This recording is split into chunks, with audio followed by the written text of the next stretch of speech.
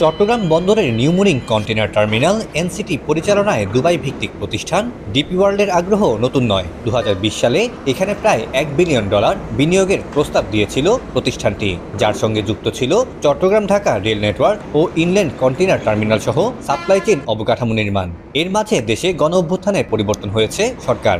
অন্তর্বর্তী সরকারও DP ওয়ার্ল্ডকেই NCT পরিচালনার দায়িত্ব দিতে যাচ্ছে, যদিও দেশের স্বার্থ রক্ষা হচ্ছে কিনা এ নিয়ে প্রশ্ন তোলা হচ্ছে। একটা দেশে কত বন্দর লাগবে এটা হিসাব নিকাশ হয়ে গেছে, আমাদের অনেকগুলো স্টাডি আছে।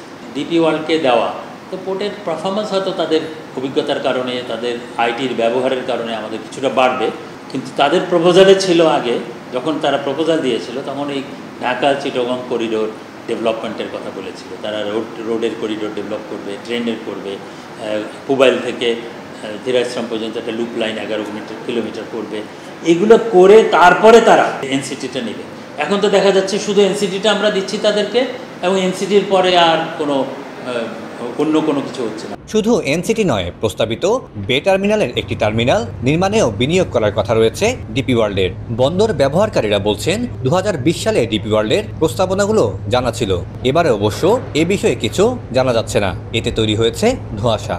পুরনো বন্দরগুলো আছে, সেই পুরনো বন্দরগুলোতে আমরা বিদেশি বিনিয়োগকারী খুব বেশি আশা করি না। আমরা চাই যে নতুন যেই জায়গাগুলো বে টার্মিনাল সহ লালদিয়া যেসব জায়গাগুলোকে নতুনভাবে আপনার অবকাঠামো তৈরি করে সেইখানে যদি নতুন বিনিয়োগকারী বিদেশি বিনিয়োগকারী আসে, সেই বিনিয়োগকারীগুলোকে আমরা সাধুবাদ জানাই। কারণ আমরা যেমন ডিপি ওয়ার্ল্ডের ব্যাপারও যদি সরকার এটা পরিষ্কার করে দেয় যে ডিপি ওয়ার্ল্ড এত ইনভেস্ট করবে এবং পুরনো ইকুইপমেন্ট যেগুলো আছে ওগুলো রিপ্লেস করবে, এই 2-3টা কথা বলে দিলে কিন্তু মানুষের কাছে জিনিসটা ক্লিয়ার হয়ে যায়।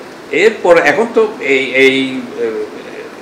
এখন কথা হচ্ছে এনসিটি, আবার ইয়েটা আছে, সিসিটিও আছে একটা, সেটা সম্বন্ধে আমরা কিছু শুনছি না, কিন্তু সেটা কাকে দেওয়া হবে এটাও আমরা জানছি না, কিংবা এটা টেন্ডার করা হবে কিনা সেটাও জানছি না, কিন্তু সিসিটির কথা আমরা শুনছি। কিন্তু এনসিটির ব্যাপারে আমরা জানতে পারছি যে ডিপি ওয়ার্ল্ডের সাথে আগের সরকার, বিগত সরকার এবং এই সরকারের একটা সমঝোতা হয়েছে। তো সেই জন্য আমরা সেটার সূত্র ধরে আমরা সরকারকে অনুরোধ করব যে আপনারা একটু ডিসক্লোজ করুন যে এখানে কীভাবে আসছে।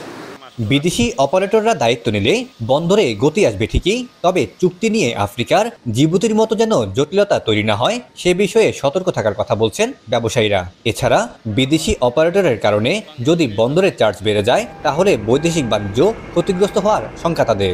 উদ্যোক্তা আছে, অনেক ব্যবসায়ী আছে বন্দরকে আরও মডিফাই করে বন্দর ব্যবসা পরিচালনা করার জন্য ফিজিবিলিটি স্টাডি করে দিতে পারে, কিন্তু কেন বিদেশিদের হাতে সেটা আসলে বোঝা উচিত। এবং আমাদের যারা বন্দর ব্যবহারকারী, আমাদের সবচাইতে বড় সংকীর্ণ আমাদের খরচ কোনো বৃদ্ধি পাচ্ছে কিনা, এবং এটা যদি বিদেশিদের হাতে চলে যায় তাহলে এটা যদি ওরা খরচ বৃদ্ধি করে দেয় তো এটা লাগাম কে টেনে ধরবে।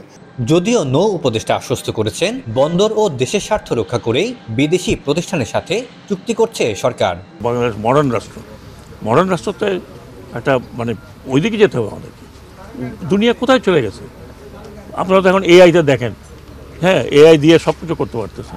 এটা নতুন প্রযুক্তি, এই প্রযুক্তিকে যদি আমরা গ্রহণ না করি তাহলে আমরা বিশ্বের দরবারে বলতে পারবো না যে উই আর মডার্ন কান্ট্রি। এদিকে এনসিটি নিয়ে জারি করা রিটের শুনানিতে বুধবার উচ্চ আদালত রুলের চূড়ান্ত শুনানি শেষ না হওয়ার আগেই চুক্তির প্রক্রিয়া শুরু করায় অসন্তোষ প্রকাশ করেছেন।